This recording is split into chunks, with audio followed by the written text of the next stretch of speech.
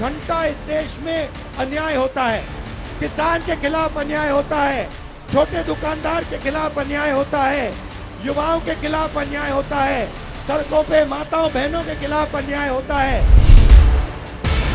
तो नौजवानों के लिए रोजगार नहीं है। किसान तब भी सड़क पे बैठा था, आज भी सड़क पे बैठा है। फौज में सभी बच्चे गांव के भर्ती होते हैं।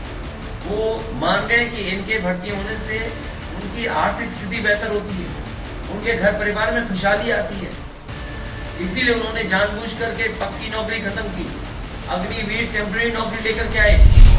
गांव, गरीब, युवा और किसान, ये यूपी में इंडिया गठबंधन का एजेंडा है, जिसकी सबसे पहली तस्वीर आगरा में दिखाई दी। एक ही मंच पर भाई बहन और भतीजा।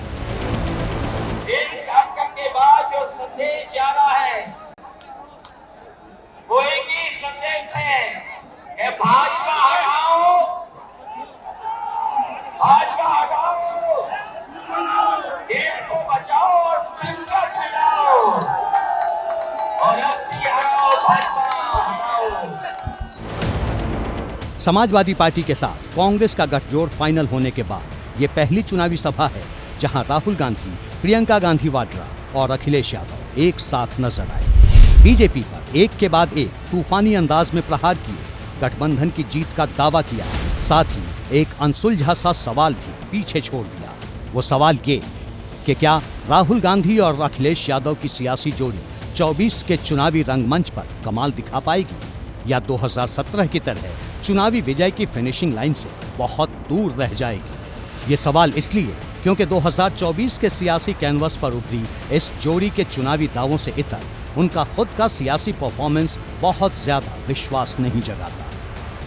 2014 के लोकसभा चुनाव में यूपी में राहुल गांधी कांग्रेस का बड़ा चेहरा थे, लेकिन कांग्रेस पार्टी आरएलडी से गठबंधन के बावजूद सिर्फ 2 सीटों पर सिमट गई। 2014 के लोकसभा चुनाव के वक्त अखिलेश यादव यूपी के मुख्यमंत्री थे, लेकिन समाजवादी पार्टी 5 सीटों से आगे नहीं बढ़ पाई।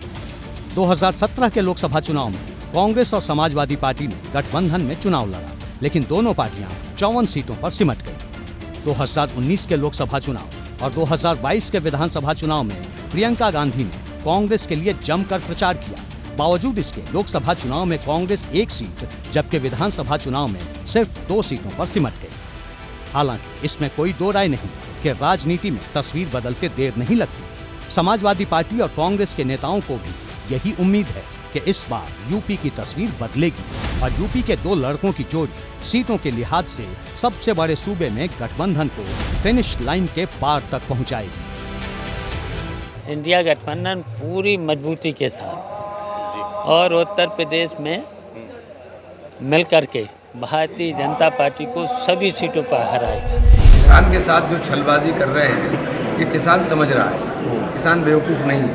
गन्ने का किसान हो, आलू का किसान हो, एमएसपी के ऊपर आप बात करने को तैयार नहीं हो। आंदोलन किसान कर रहा है, आप सुनने को तैयार नहीं। ये सब चीज़ें हैं, ये निश्चित रूप से जनता समझ रही है और जनता इसका जवाब चुनाव में देने का काम करेगी।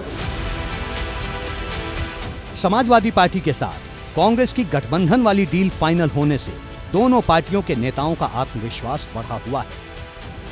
दावा भी है कि यूपी में गठबंधन बीजेपी के विजय रथ को रोकेगा, लेकिन कैसे?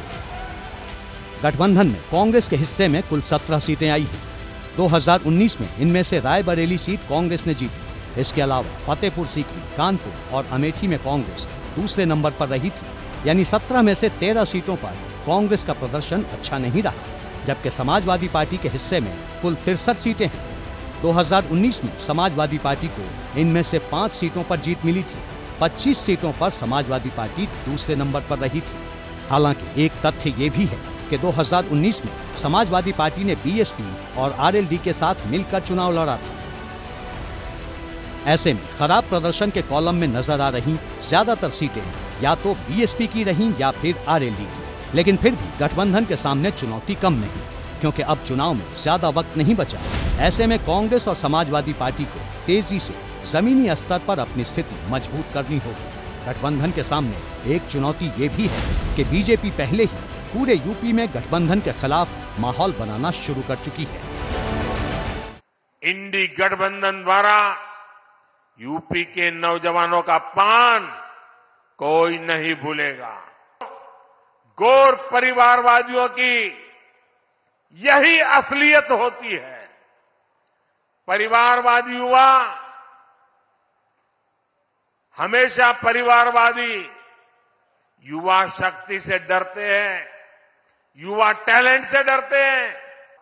इनको वही लोग पसंद आते हैं जो उनकी दिन रात जय जयकार करते रहे।